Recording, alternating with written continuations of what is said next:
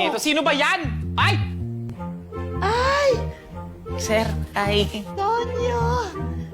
Namiss kita. Para sa akin ba yan? Uy, ang ganda. Salamat, ha? Opo, para sa inyo ho talaga yan.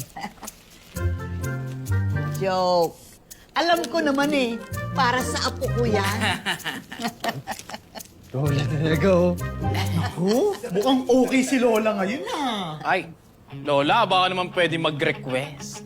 Anong request? Pagluto mo naman kami ng adobo, na-miss na namin. Adobo ba ka mo? Ako, baka naman pwede ako na lang magluto. Magaling ako mag-adobo. Kailangan nyo matikman. Perfect! Okay. Why not? Ayun ang kusina. Dun. Sergeant Enriquez. Alam mo, masayang-masaya ang pamilya Lee dahil nagkaroon ng hustisya ang pagkawala ng anak nila. Another satisfied client. Akalain mo yun? Effective yung partnership nating dalawa. Naku, hindi lang tayo yun, Jared. Team effort yun. Oo, malaki yung utang ko sa Station 12. Pero, Bobby, hindi naman sa pagmamayabang ah.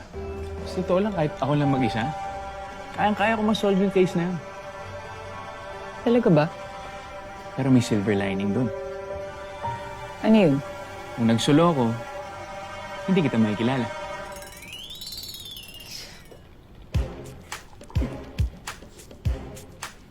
Jared, maraming salamat din sa tulong mo dito sa kaso namin, ha? Oh, paano? Mauna na ako. May naghihintay pa sa akin, eh. O si Tonyo ba yan? Si Lola. Ba't mo naman nasabing si Tonyo?